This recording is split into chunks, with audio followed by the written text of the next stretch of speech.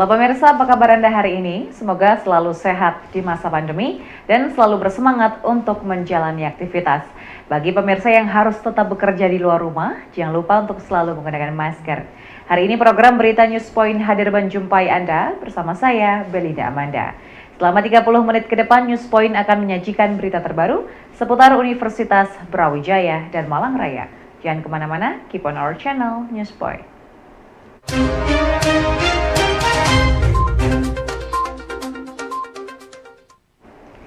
Pemirsa, Satlantas Polres Malang telah mengantisipasi kepadatan lalu lintas menjelang libur tahun baru melalui operasi Lilin Semeru 2022. Ditemui di Pos Lantas Karanglo Malang, Kasatlantas Polres Malang, AKP Agnis Juwita Manurung menjelaskan bahwa Polres Malang telah menyiapkan 5 pos pengamanan untuk mengatur lalu lintas jelang tahun baru. Jadi tepat sekarang berada di pos pelayanan Karanglo, lebih tepatnya di Pos Lantas Karanglo. Di sini merupakan pos pengendali utama pada kegiatan Operasi Lilin Semeru 2022 di wilayah Polres Malang, di mana pos ini menjadi tombak utama yang memonitor seluruh keadaan pos, baik pos pengamanan di daerah utara maupun selatan. Polres Malang sendiri mempunyai 5 pos pengamanan yang tersebar dari di Karangploso, ada di Pakis, ada di Kepanjen, Sumber Pucung, juga Kecamatan Bantur untuk monitor wilayah pantai selatan. Pengamanan lalu lintas menjelang tahun baru ini sudah semakin kita galakkan, baik dalam pengaturan lalu lintas sendiri. Dari pagi kita sudah melaksanakan apel untuk tim pengurai kemacetan di wilayah utara maupun selatan, karena Malang ini terbagi dari 2 wilayah dan seluruhnya mempunyai kepadatannya dan peningkatan volume juga. Dan untuk rekayasa lalu lintas juga digunakan dengan media barier, pembatas jalan, informasi lalu lintas lainnya agar memudahkan masyarakat untuk terhindar dari kepadatan atau peningkatan volume kendaraan. Kasatlantas Polres Malang menghimbau para wisatawan dan pengendara kendaraan bermotor untuk waspada di beberapa titik rawan kemacetan, di antaranya di eksit tol Singosari menuju Kota Wisata Batu dan jalur lalu lintas menuju Pantai Selatan. Titik-titik rawan kepadatan yang utamanya dari eksit tol Singosari, banyak wisatawan yang menuju Kota Wisata Batu. Ini jalur utamanya melalui jalur Karangploso, dan di sini banyak sekali crossing kendaraan dikarenakan banyak gang-gang atau simpul-simpul yang menjadi kepadatan penduduk. Nah, di sini rawan delay kendaraan yang mengakibatkan antrian yang panjang. Juga untuk di wilayah selatan hanya kepadatan yang masih belum ada menimbulkan permasalahan yang besar, hanya keramaian saja, dan banyak juga sudah yang menuju ke pantai selatan.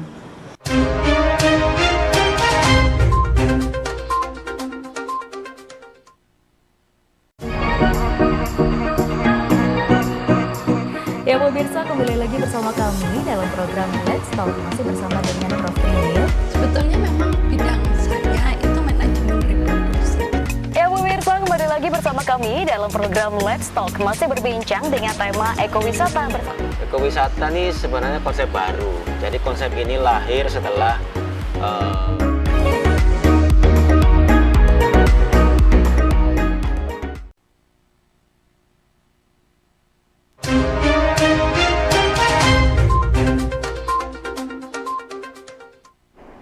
Pemirsa, penurunan kondisi ekonomi di berbagai negara di tahun 2022 ini memunculkan prediksi dari berbagai lembaga dunia bahwa resesi ekonomi akan terjadi pada 2023. Lantas bagaimana dengan Indonesia saat menghadapi resesi global ini? Profesor Chandra Fajri Ananda menyampaikan bahwa ekonomi Indonesia sebenarnya menunjukkan tren positif. Namun Indonesia tetap harus waspada dengan pengaruh kondisi ekonomi dunia dengan melakukan transformasi dari berbagai bidang. Hal ini disampaikan dalam talk show bertajuk Meneropong Ekonomi Indonesia 2023 yang digelar oleh Pusat Penelitian Kebijakan Ekonomi FEBUB. Ekonomi kita sebenarnya menunjukkan tren-tren yang baik, tren-tren yang positif gitu. Tetapi tren-tren positif ini saja itu tidak cukup. Karena kalau kita lihat keuntungan yang kita peroleh dengan adanya beberapa situasi dunia yang menyebabkan harga komoditi yang terus meningkat, itu tidak bisa kita hanya berpangku tangan dari situ ya.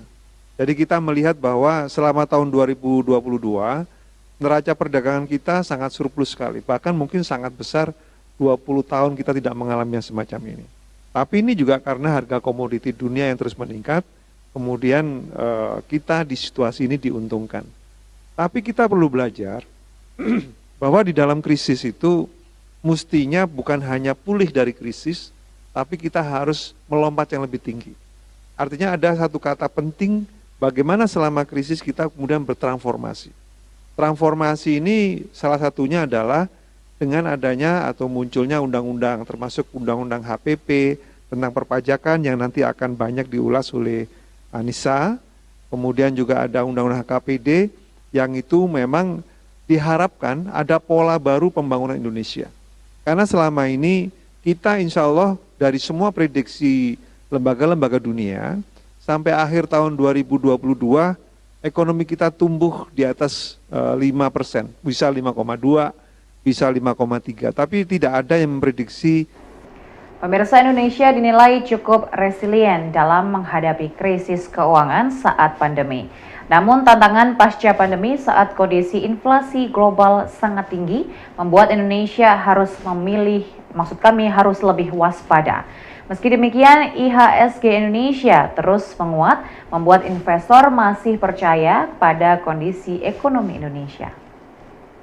Nah, untuk Indonesia sendiri kita cukup resilient gitu dalam menghadapi ketika pandemi terjadi, sektor keuangan kita ini ya oke lah kita melemah gitu ya, tapi pelemahan kita tidak sedalam negara-negara lain, cukup moderat dan semua manageable semua. Tapi ketika pandemi ini selesai, tantangan baru muncul gitu. Inflasi yang pada awalnya ini kita perkirakan ini hanya bersifat sementara, ternyata persisten terus naik, bahkan menyentuh level tertinggi dalam 40 tahun terakhir, misalkan seperti di kawasan Eropa maupun di US seperti itu. Lalu direspon oleh Bank Sentral.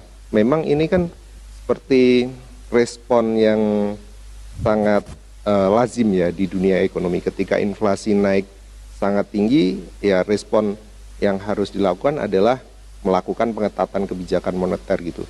Tapi pada awalnya semua pelaku pasar tidak menduga bahwa hingga seagresif ini gitu. Bahkan langkah yang diambil The Fed sekarang ini salah satu yang paling agresif dalam sejarahnya mereka. Mereka menaikkan suku bunga dalam waktu beberapa bulan itu bisa sampai 400 basis point. Ini kan sangat mengejutkan pasar gitu. Dan akhirnya pasar keuangan global pun meresponnya dengan sangat ketakutan. Bursa saham di banyak negara misalkan Dow Jones di Amerika, lalu juga FTSE di Inggris, DAX di Jerman, semua hancur gitu. Bahkan juga di Asia mengalami hal yang sama. Nikkei di Jepang, Hang Seng di Hong Kong, itu semua seperti race to the bottom gitu istilahnya ya. Tapi IHSG sendiri alhamdulillah sangat resilient gitu. Bahkan IHSG ini salah satu indeks saham yang kinerjanya terbaik di kawasan Asia maupun di global sendiri. Kita sampai per hari ini itu masih menguat. Kita yang seperti anomali gitu, IHSG yang lain pada melemah, kita justru menguat sendiri 5% year to date-nya. Nah, ini menunjukkan bahwa investor ini sangat percaya kepada perekonomian Indonesia, pemulihannya yang sangat cepat, kuat, dan juga yang penting di market itu kan growth story kita gitu. Ke depan seperti apa. Nah, ketika makroekonomi kita ke depan ini proyeksinya masih sangat solid gitu, seperti tadi disampaikan oleh Prof. Chandra bahwa semua lembaga internasional bikin proyeksi ekonomi Indonesia tahun depan tumbuh di atas 5%. Pemirsa, 70% wilayah lautan di Indonesia dapat dimanfaatkan, salah satunya untuk segi pangan. Saat ini Indonesia menjadi negara penyumbang bahan makanan dari budidaya perikanan terbesar keempat di dunia setelah Cina, India, dan Vietnam. Namun sayangnya pengelolaan sumber daya alam Indonesia di wilayah pesisir dan laut masih belum dioptimalkan. Kalau kita melihat pilihan dari ekonomi bangsa kita itu kan sebenarnya mengoptimalkan perikanan kelautan kemaritiman. Dan pada saat berbicara tentang kemaritiman, maka kita melihat ada dua sektor yang berpotensi ekonomi paling besar. Yang pertama energi, sumber daya, mineral, yang diperkirakan dalam setahun potensi ekonominya 210 miliar US dollar, dan ternyata yang lain adalah budidaya perairan. Jadi sektor aquaculture Indonesia diprediksi mempunyai kisaran potensi ekonomi yang sama dengan SDM. Nah, ini menjadi PR bersama di pembangunan negeri kita yang memang mengarahkan pembangunan ke arah innovation driven economy untuk bisa mengkreasi sistem pendidikan yang mengoptimalkan pemanfaatan sumber daya utama. Dan dalam konteks blue economy, ya potensi terbesarnya adalah aquaculture, budidaya perairan. Nah, kenapa sampai saat ini sering terlupakan? Karena mungkin dari kurikulum ataupun basis pendidikan belum benar-benar mengarahkan mahasiswa atau anak didik ke arah kesadaran potensi ini. Nah, untuk memulai langkah besar membangkitkan potensi kemaritiman Indonesia sampai menjadi poros maritim dunia, salah satu baby step-nya adalah workshop atau lokakarya ini.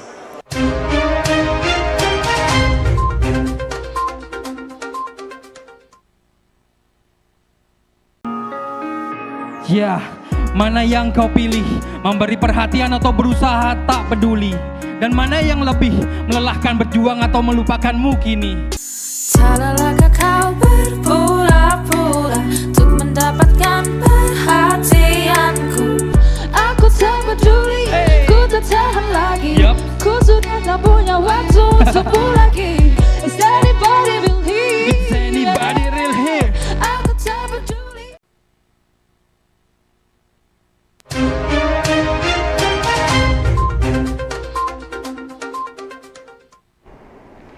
Pemirsa, permasalahan yang umum dijumpai dalam bidang pertanian adalah serangan hama tanaman.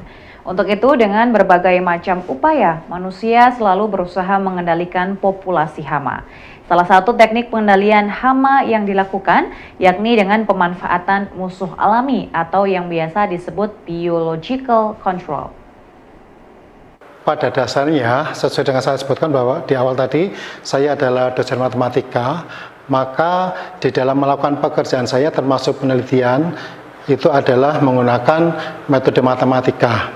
Dan matematika biologi sendiri adalah merupakan salah satu cabang yang ada di matematika. Ya, itu diantaranya adalah untuk banyak hal, misalnya terkait dengan model penyebaran penyakit di manusia, model interaksi antara mangsa-pemangsa, dan dalam hal ini mangsa-pemangsa itu salah satu aplikasinya adalah untuk pengendalian hama. Ya, jadi Jadi dalam hal ini hama itu merupakan suatu mangsa atau prey, mangsa bagi musuh alami. Itu tadi ya, biasanya mereka adalah serangga. Nah, metode matematika yang saya gunakan adalah pada prinsipnya adalah memodelkan fenomena interaksi antara hama dan musuh alami dalam bentuk persamaan diferensial atau sistem persamaan diferensial. Pemirsa, brand kopi lokal asal Samarinda yang ada di Kalimantan Timur dan Blitar membuka cabang ke-32 di Malang. Pemilik Kopi Ria, Ayuni Andriana, mengatakan bahwa Kopi Ria menjadi gerai kopi sukses dengan olahan kopi susu atau yang biasa disebut dengan kopi kekinian. Ayuni sengaja memilih Malang untuk membuka cabang ke-32 karena Malang memiliki prospek bagus untuk disukai berbagai kalangan. Kopi Ria adalah kopi cabang yang ke-32, yang 30 ada di Samarinda, dan yang 2 ekspansi kita di Jawa Timur ya. Kebetulan yang satu ada di Malang, satunya ada di Blitar. Kami lihat karena memang prospek daripada kopi di Malang cukup banyak, dan akhirnya kenapa kita buka di Malang, karena kita lihat pasarnya cukup bagi gitu untuk kawasan kopi ataupun anak-anak untuk ngopinya cukup tinggi daripada kota-kota yang lainnya juga. Dari keseluruhan Kopi Ria sih menunya sama Mbak ya, sama dari minuman dan snack-snack kayak roti telur, roti bakar, sama aja sebenarnya. Dari harganya juga sama, dari 32 cabang itu sama semua. Untuk temanya dari Kopi Ria Malang ini yang indoor, ini vintage, yang luar semi modern mungkin ya, kayak industrial gitu. Jadi kalau ingin yang vintage bisa di indoor, kalau industrial bisa di luar gitu, di outdoornya. Pemirsa, gerai Kopi Ria yang baru dibuka di Malang ramai pengunjung yang terus meningkat secara signifikan. Pemilik Kopi Ria Ayuni Andriana merekomendasikan menu favorit yakni kopi ren atau kopi aren. Kopi aren asli dari Samarinda ini merupakan olahan dari pemilik Kopi Ria. Selain harganya yang terjangkau, kopi ini paling banyak dicari oleh kalangan Kopi Ria. Kalau dari awal opening sampai hari ini masih belum signifikan Mbak ya, tapi naiknya signifikan sih, dari 20 orang sampai dengan 50 orang untuk per hari ini. Karena kita juga belum grand opening, masih soft opening yang kemarin, jadi belum booming juga. Jadi untuk warga sekitar sama beberapa customernya kan belum tahu nih ada Kopi Ria di Malang gitu. Kalau untuk minuman sendiri itu kopi ren ya, kopi perpaduan kopi dan aren sama krim insya Allah. Terus untuk makanannya, makanan beratnya kita yang bestseller itu nasi bakar cakalang. Untuk snacknya risol mayo yang paling bestseller, itu yang paling sering dicari. Tapi mungkin yang membedakan daripada kafe-kafe yang lain, kopi-kopi yang lain, banyak kopi aren. Setiap kali saya nongkrong dimanapun pasti kopi aren kan. Cuma bedanya kita adalah kopi aren yang memang asli dari Samarinda dengan hasil olahan owner ya Mbak ya, owner daripada pemilik Kopi Ria. Harganya 16.000. 16 ya, jadi masih standar kok, itu kan sama dengan yang lainnya. Yang penting kita masuk ke semua gen ya, jadi entah itu mau anak-anak, entah itu mau orang dewasa, harganya sama gitu. Iya, tentunya kita membuka lebar untuk acara kerjasama dalam hal event-event apapun. Kalau mau mungkin ada eventnya sepak bola, mau nobar silahkan, mau ada event apa, kayak lomba-lomba main apa, boleh silahkan, nanti bisa langsung menghubungi saya atau menghubungi ibu ownernya. Kita akan membahas masalah itu, dan pastinya ada spesialnya juga, harga spesial. Jadi kita ngadain event nggak asal ngadain event, tapi nanti kita akan kasih harga spesial buat acara itu, gitu ya. Jadi kita tetap membuka lebar untuk masalah kerjasama perihal event ya. Jadi mau event apapun, kalau memang selama bisa mendatangkan traffic buat kita, terus menguntungkan buat mereka, ada tempat yang luas-luas ini, kita akan welcome. Pemirsa, informasi tadi sekaligus menutup perjumpaan kita hari ini. Jangan lupa untuk selalu menyaksikan News Point setiap hari pukul 19.30 waktu Indonesia Barat hanya di UBI TV, Televisi Pendidikan Universitas Brawijaya. Saya Belinda Amanda dan seluruh kru yang bertugas pamit undur diri. Tetap patuhi protokol kesehatan, wajib menggunakan masker. Terima kasih dan selamat beraktivitas.